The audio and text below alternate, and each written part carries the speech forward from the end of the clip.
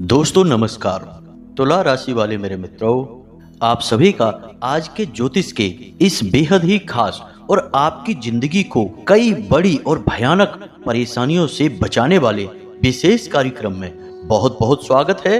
हृदय से अभिनंदन है। माता रानी आपके जीवन से हर एक कष्ट को समाप्त करें और हर एक बुरे और भले वक्त में आपके साथ रहें। दोस्तों, हम जानते हैं कि आप सच्चे मन से भगवान की पूजा आराधना करते हैं। आपका धर्म और भगवान में पूरा विश्वास है और पूजा पाठ करते समय यदि आप दीपक जलाते हैं तो आपको इस विषय पर पूरा ज्ञान होना बहुत आवश्यक है, क्योंकि दोस्तों हमारे हिंदू धर्म में दीपक कोई साधारण वस्तु नहीं है।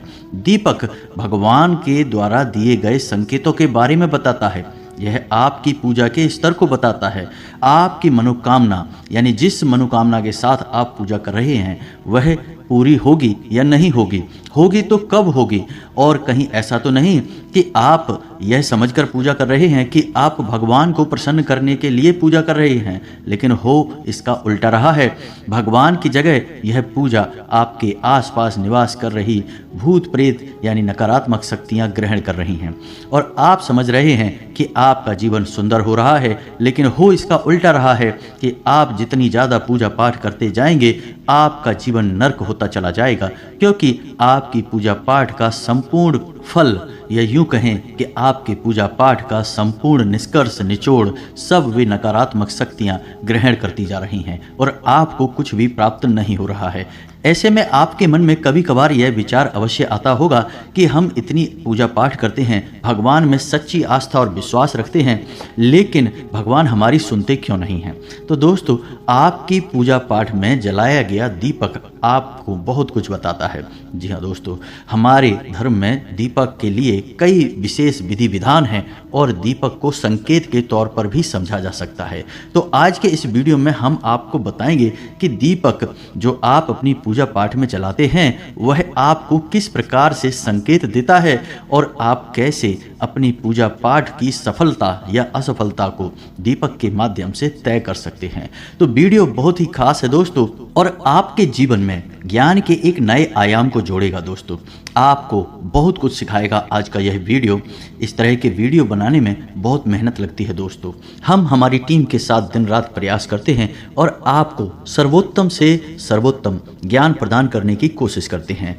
कोशिश बस एक ही है कि आपके जीवन में कुछ बदलाव आए, सकारात्मक बदलाव आए, क्योंकि हम जानते हैं कि आपकी राशि के जातक अपने जीवन में कुछ करना चाहते हैं, अपना नाम बनाना चाहते हैं, जिसके लिए बहुत मेहनत करते हैं, लेकिन दुर्भाग्य इस बात का है कि आपके जीवन में संघर्ष बहुत अधिक होता है। आपको सफलता इतनी आसानी से प्राप्त नहीं होती है। जी हाँ दोस्तों, इसी के साथ साथ हम आपको आने वाले समय में यानी कि 3 से 4 दिनों में होने वाली कुछ विशेष घटनाओं के बारे में भी बताएंगे, जिनसे आपको बड़े लाभ प्राप्त होंगे यदि आप सतर्क रहें और समझकर अपने आने वाले कदम को तय करके चलेंगे तो आपको बड़े बड़े लाभ भी प्राप्त हो सकते हैं। तो बदले में दोस्तों बस हम यह चाहते हैं कि आप इस वीडियो को पूरा देखें, इस वीडियो को बीच में बिल्कुल भी ना छोड़ें, नहीं तो होगा यह कि आपको आधा अधूरा ज्ञान प्राप्त होगा और आपको कोई भी बात समझ में नहीं आएगी। जी हाँ दोस्तों, आपकी राशि के जातकों में एक छोटी सी कमी यह भी पाई जाती है कि आप बहुत जल्दी चीज़ों से ऊब जाते हैं। आप सब कुछ अपने जीवन में बहुत जल्दी जल्दी प्राप्त कर लेना चाहते हैं और जल्दी जल्दी प्राप्त करने के चक्कर में कई बार आप बड़ी परेशानियों में फंस चुके हैं। जी हाँ दोस्तों, आप अपने जीवन में पीछे झांक कर देखें तो आपको पता चलेगा कि कई बार आपके काम केवल इसी वजह से बिगड़ गए कि आपने उनमें जल्दबाजी दिखाई। यदि आप धैर्य से काम लेते तो आपके काम बन सकते थे। तो ऐसा आपको अब नहीं करना है। जब भी आपको ज्ञान प्राप्त करने का अवसर प्राप्त हो तो आप पूरे धैर्य के साथ उसे ग्रहण करें और फिर उसे अपने जीवन में लागू करें, उपयोग करें। आप देखेंगे कि आपका जीवन बदलता चला जाएगा। जी हाँ दोस्तों, आप बहुत ही बुद्धिमान इंसान हैं, आपके अंदर बौद्धिक बल बहुत अधिक है, लेकिन छोटी मोटी कमियों की वजह से आप अपनी संपूर्ण बुद्धि का इस्तेमाल करने से चूक जाते हैं, गलती कर जाते हैं, जिससे आप परेशानियों में फंसते रहते हैं। तो हमारा मानना केवल इतना है कि यदि आप धैर्य से काम लें, ठंडे दिमाग के साथ चीज़ों को समझें, अपने जीवन को समझें, तो आप बड़े से बड़े काम को बड़ी आसानी से करने का दम रखते हैं। जी हाँ दोस्तों, आप ऐसे इंसान हैं कि आप किसी की गुलामी करना पसंद नहीं करते हैं। आपके मन में एक ललक है, एक ख्याल है, एक विचार है कि आप कुछ अपना जरूर करेंगे, आज नहीं तो कल करेंगे, और इसके लिए आप लगातार प्रयास भी करते रहते हैं। लेकिन कभी कभी जिंदगी आपको मौका नहीं देती है, और देती भी है तो बहुत देर से देती है, तब तक आपके धैर्य का बांध टूट जाता है। जी हाँ दोस्तों, तो हमें आपसे बस इतना कहना है कि आप धैर्य का साथ कभी ना छोड़ें, क्योंकि जब भगवान आपको देने पर उतारू होंगे तो इतना देंगे कि आपका जीवन पूर्ण रूप से बदल जाएगा। रातों रात आपके जीवन में जगमगाहट आ जाएगी, फूलों जैसा सुंदर आपका जीवन महकने लगेगा। जी हाँ दोस्तों, तो इसी कामना के साथ, इसी सुंदर विचार के साथ आज के इस वीडियो को शुरू करते हैं। वीडियो में हम आपको आपके जीवन में होने वाली अगले 3 से 4 दिनों में विशेष घटनाओं के बारे में भी बताएंगे, लेकिन उन्हें हम अंत में बताएंगे, तो उन्हें जानना आपके लिए बहुत आवश्यक है। दोस्तों, आप जब अपने जीवन के बारे में कुछ अनुमान प्राप्त कर लेते हैं तो आपको एक दिशा प्राप्त होती है कि किस तरह से आगे बढ़ना है और कैसे अपने जीवन के फैसलों को लेना है। इससे आप बड़ी मुसीबतों में फंसने से बच जाते हैं। और ज्योतिष शास्त्र का तो काम ही यही है कि वह इंसानों की भविष्य का सटीक अनुमान लगाने की कोशिश करता है। अगर सटीक अनुमान ना लगा पाए तो आपको एक विचार तो दे ही देता है कि कुछ बुरा होगा, कुछ अच्छा होगा, तो उसी के हिसाब से आप अपने जीवन के निर्णय ले सकते हैं। बाद में आप बड़ी से बड़ी मुसीबतों से भी आसानी से बाहर निकल सकते हैं। तो चलिए आज के इस खास वीडियो को शुरू करते हैं, लेकिन इससे पहले आपसे एक निवेदन है कि कमेंट में पूरे भक्ति भाव के साथ, बिल्कुल एक छोटे बालक की भांति, क्योंकि माई के सामने तो सभी बालक ही हैं, एक बालक की भांति जय मां भद्रकाली कृपा करो अवश्य लिखना।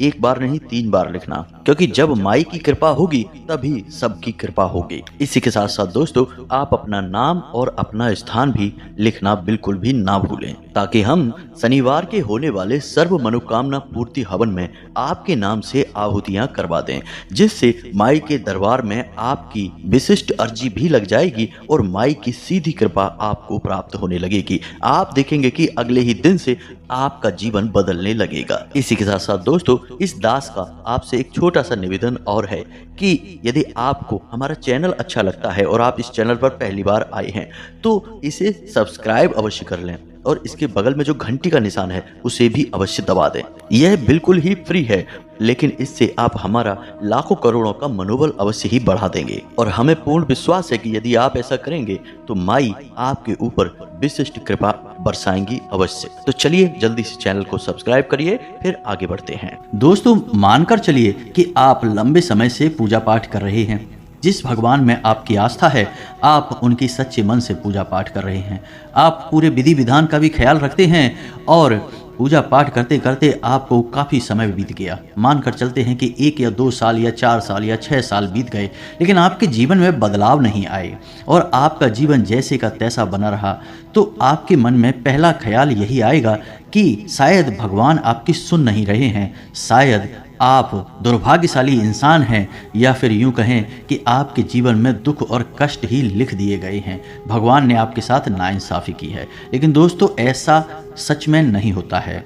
हकीकत इसकी एकदम उलट भी हो सकती है। दोस्तों, हमने आपको अपने पिछले कई वीडियो में यह बात बताई है कि हमारे जीवन में हमें क्या प्राप्त होगा। हमारे कर्मों से यह निर्धारित अवश्य होता है, लेकिन वह हम तक पहुंचेगा या नहीं पहुंचेगा, यह इस बात पर निर्भर करता है कि आपके आसपास ऊर्जा का क्षेत्र किस प्रकार का है।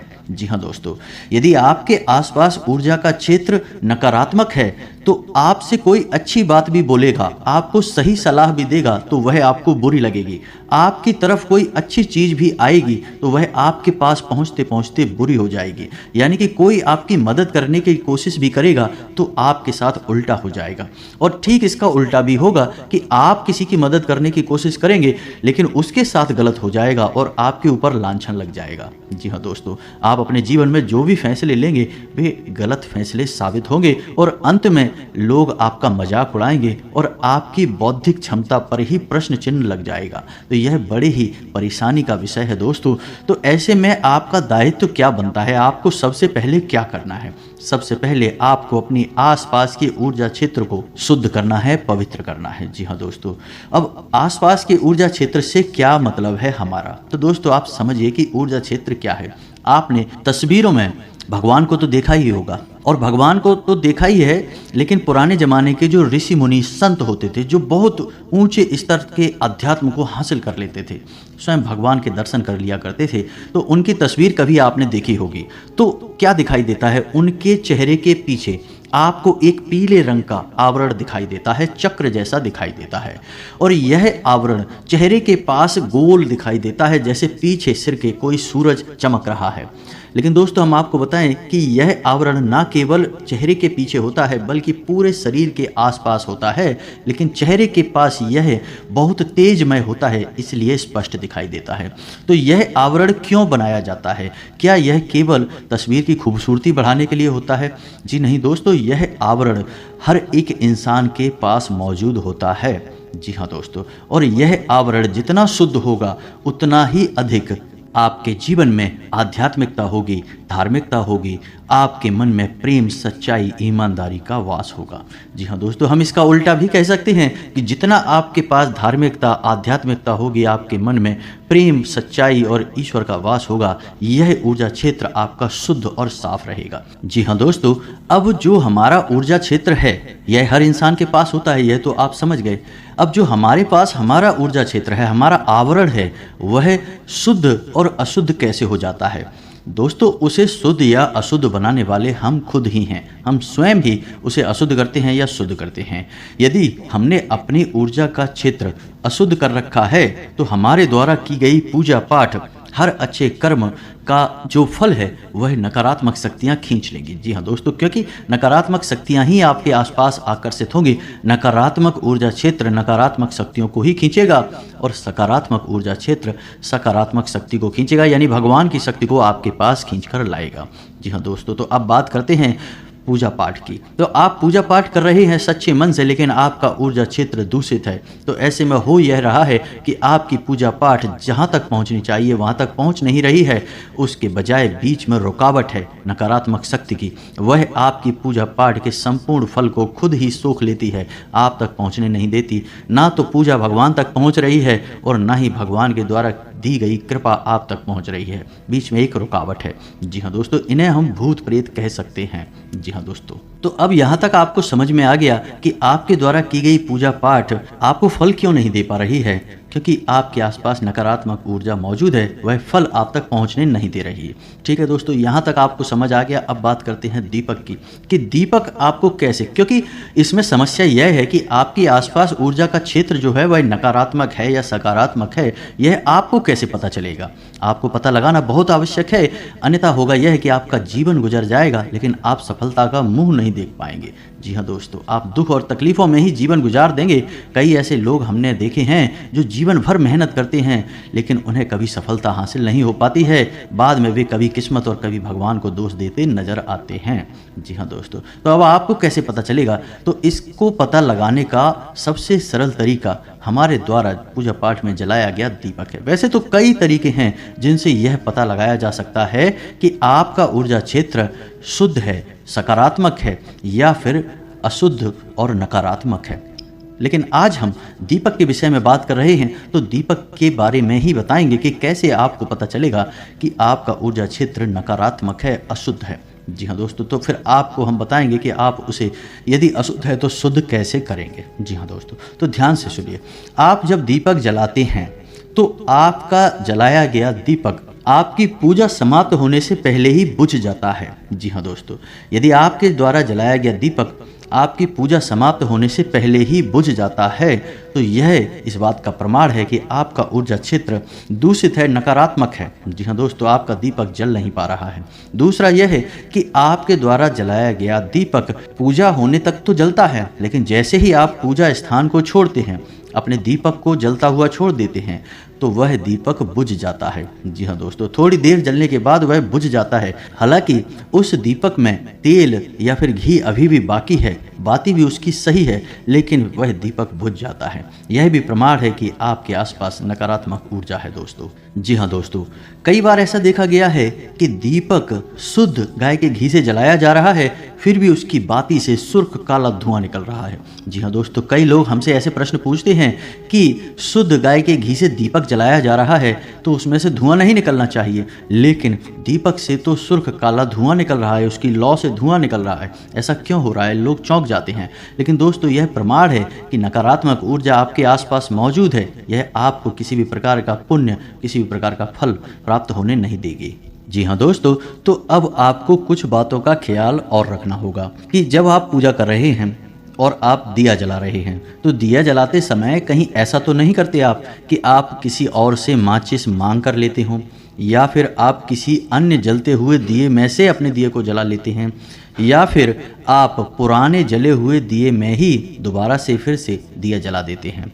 ये सब काम यदि आप करते हैं तो यह भी बहुत गलत है। इससे आपके पूजा पाठ का फल आपको बिल्कुल भी प्राप्त नहीं होगा। जी हाँ दोस्तों, आप समझिए कि दीपक में जलती है अग्नि, और अग्नि क्या है? शुद्ध स्वरूप है ऊर्जा का। यानी कि अग्नि जब किसी शुद्ध स्थान पर जलती है तब वह पवित्र अग्नि कहलाती है। जी हाँ दोस्तों, इसीलिए तो जब हवन होता है तो उसके लिए विशेष पवित्र हवन कुंड का निर्माण किया जाता है। कहीं भी आग जलाकर आप हवन नहीं कर सकते दोस्तों, वह अग्नि पवित्र नहीं मानी जाती है।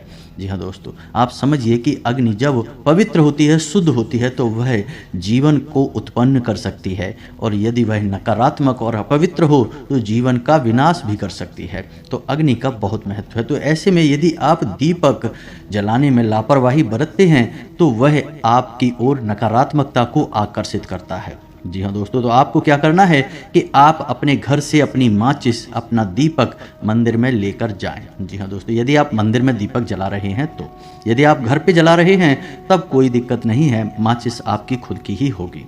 फिर भी आपको घर पर जलाने के समय भी दीपक में कुछ विशेष ध्यान रखने होंगे कि आप पुराने जले हुए दीपक में ही फिर से दीपक नहीं जलाएंगे। मान के चलिए कि आपने कल पूजा की और दीपक जल चुका है और उसमें थोड़ी सी बाती और थोड़ा सा घी बाकी है, तो आपने दीपक की बाती हटाई और घी हटाया और नया दीपक फिर से जला दिया, तो यह गलत तरीका है। ऐसे में आपको उस दीपक को धोना होगा, साफ करना होगा, उसके बाद ही वह फिर से जलाने के योग्य बन पाएगा। साथ ही साथ अगर हो सके तो उस दीपक पर थोड़ा सा गंगा जल अवश्य छिड़कें, तो वह पूर्ण रूप से शुद्ध और पवित्र हो जाएगा। फिर आप उसमें नए दीपक को जलाइए। अब इसमें आप इस बात का भी ख्याल रखें कि घर में जो आप दीपक जलाएंगे वह पीतल का दीपक ही होना चाहिए और एक मुखी दीपक ही होना चाहिए। घर में कभी भी पंचमुखी दीपक नहीं जलाते हैं। आपने दीपक देखे होंगे कि कुछ ऐसे दीपक होते हैं जिनमें 5 बातियां लगती हैं और पंचमुखी दीपक जलता है, तो उसे हम घर में नहीं जलाते हैं। यह दोष उत्पन्न करता है। मंदिर में जलाए जाते हैं ऐसे दीपक। घर में आप एक मुखी दीपक जलाइए और पीतल का दीपक जलाइए। जी हाँ दोस्तों, कुछ लोगों के यहाँ हमने देखा है कि मिट्टी का दीपक घर में जला देते हैं। यह ठीक नहीं है, यह भी नकारात्मकता को आकर्षित करता है। हर प्रकार के दीपक का अपना अलग महत्व है दोस्तों। हमने आपको अपने पिछले एक वीडियो में बताया था कि जब आप किसी विशेष मनोकामना को मन में लेकर किसी अनुष्ठान के अंतर्गत दीपक जलाते हैं तो वह आटे का दीपक होता है। जी हाँ दोस्तों, जैसे आपने 21 दिन 11 दिन का कोई अनुष्ठान करना है, मंदिर में जाके पूजा करनी है, तो उस समय जो आप दीपक जलाएंगे वह आटे का दीपक होगा।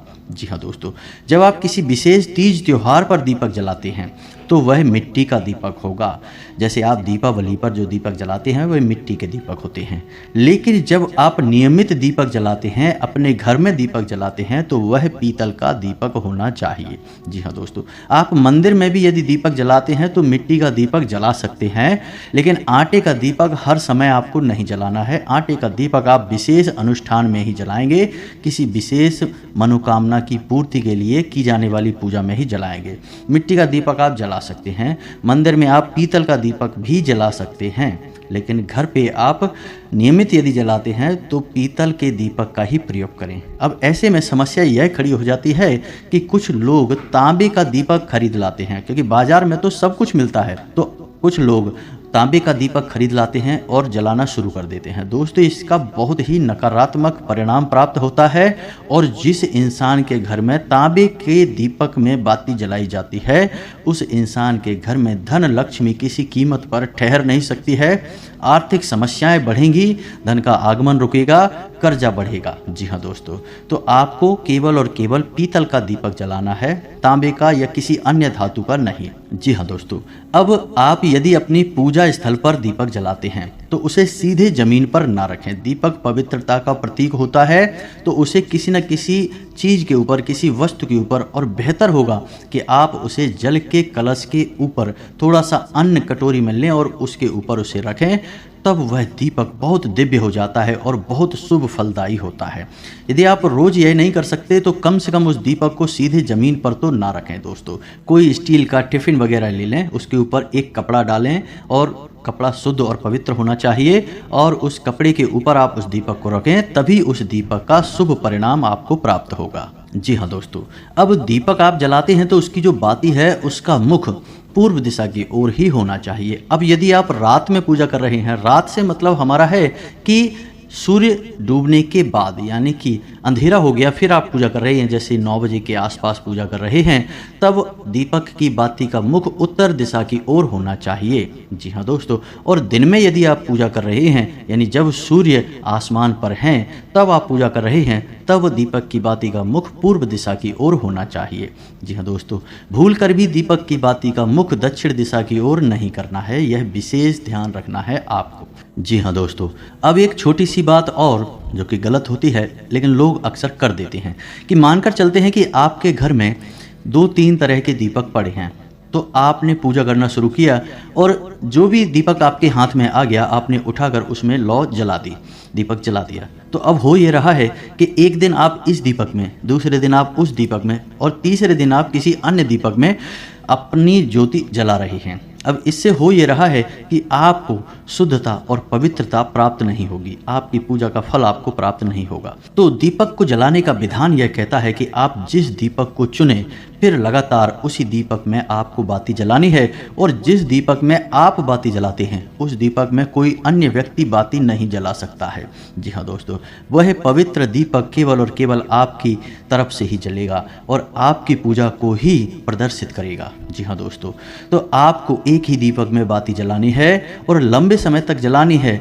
ये नहीं कि आप बाजार जब भी जाएं तो एक नया दीपक खरीद लाएं, कभी इसमें कभी उसमें, ये नहीं करना है दोस्तों। जल्दी जल्दी दीपक नहीं बदलना है।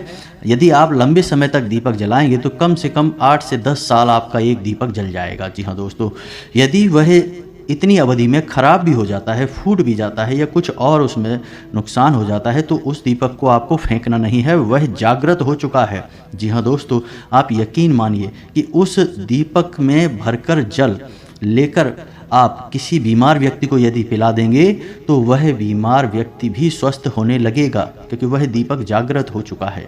जी हाँ दोस्तों, आपके मंत्रों की शक्ति उस दीपक में भी समाहित हुई है। तो फूटने के बाद भी उस दीपक को आप अपने पास रखें, यदि नहीं फूटता है तो भी उसे आप अपने पास रखें और उसी का प्रयोग करते रहें। जी हाँ दोस्तों, देवी भागवत में यह लिखा हुआ है कि यदि कोई दीपक 5 से 7 वर्षों तक रोज नियमित जलाया जाता है तो वह जागृत हो जाता है, फिर देवी देवताओं की शक्ति उस दीपक में भी समाहित हो जाती हैं। जी हाँ दोस्तों, तो यह है दीपक का महत्व और दीपक की शक्ति। तो यहाँ तक आपको समझ में आ गया होगा कि आपको क्या नहीं करना है। अब हम आपको दीपक से जुड़ी कुछ अच्छी बातें बताते हैं।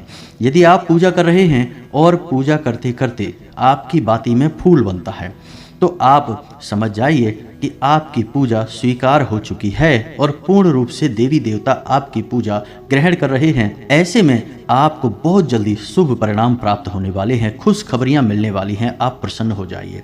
जी हाँ दोस्तों, असंभव है कि यदि आपकी बाती में फूल बन रहा है और आपके जीवन में परेशानियां रहें, ऐसा असंभव है दोस्तों। तो आप खुश हो जाइए। दूसरा यह है कि यदि आप पूजा कर रहे हैं, दीपक जला रहे हैं और रोज नियमित उसमें फूल बन रहा है और फूल का जो मुख है एक गुलाब की पत्ती जैसा, कली जैसा एक फूल बनेगा, तो उसे ईश्वर की आंख माना जाता है। जी हाँ दोस्तों, ऐसा माना जाता है कि ईश्वर की आंख है वह, यानी ईश्वर आपको देख रहे हैं। तो यदि आपकी तरफ मुख करके वह फूल बन रहा है तो आप बहुत ही भाग्यशाली हैं दोस्तों। अब भगवान ने आपका हाथ पकड़ लिया है, अब आपके जीवन में कोई कष्ट और परेशानी नहीं आएंगी। जी हाँ दोस्तों, बाती में फूल बनने का, यानी इसे दीपक का फूल कहते हैं, इसके भी कई प्रकार होते हैं और उनके अलग अलग फल और परिणाम होते हैं।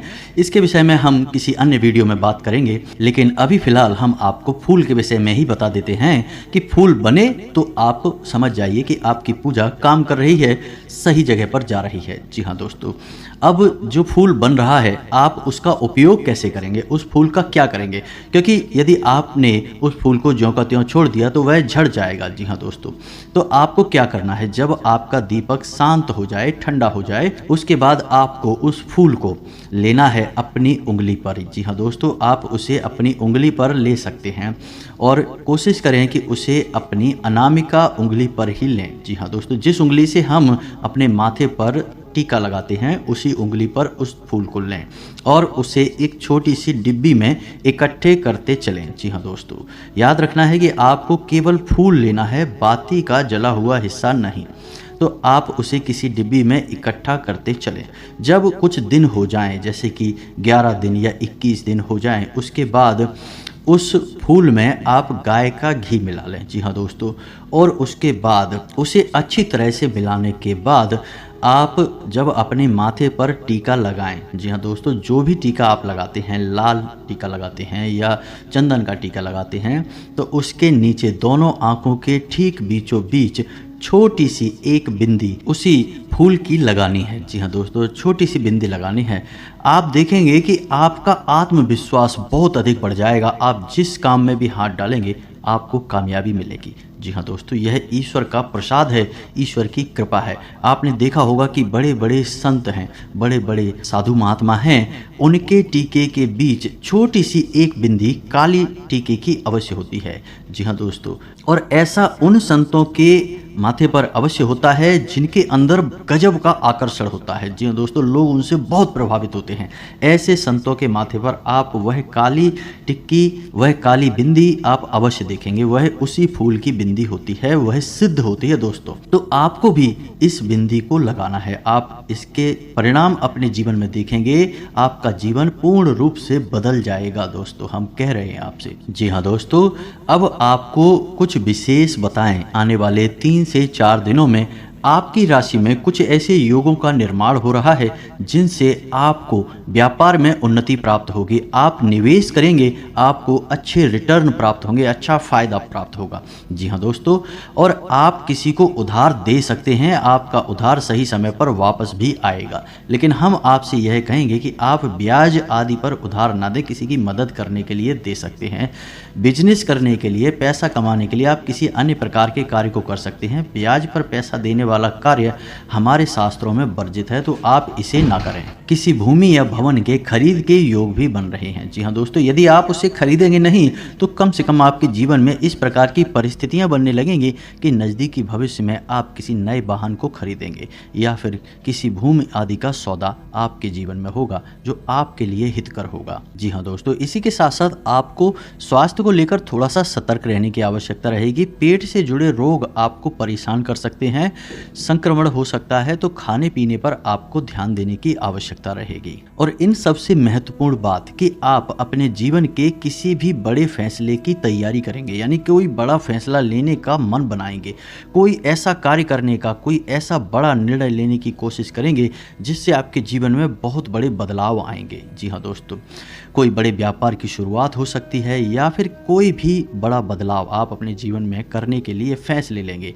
तो ऐसे में महत्वपूर्ण बात यह है कि किसी अनुभवी व्यक्ति की सलाह लें, घर के बड़े बुजुर्गों से बात करें, तभी अपने जीवन के बड़े फैसले लें। जी हाँ दोस्तों, आप स्वयं भी बड़े फैसले लेने में सक्षम हैं, लेकिन बेहतर यह होगा कि आप अपने शुभ चिंतकों की सलाह भी अवश्य लें और उस सलाह को सही तरह से अपने जीवन में लागू भी करें, तो आपको बहुत अच्छे परिणाम प्राप्त हो सकते हैं। जी हाँ दोस्तों, तो यह तो था आपको धर्म और ज्योतिष का मिला जुला सा ज्ञान। यदि आपको इस विषय पर कोई प्रश्न है, आपके मन में कोई विचार है, तो आप कमेंट करके पूछें, हम आपके कमेंट के प्रश्नों के पढ़कर जवाब देने की पूरी कोशिश करेंगे।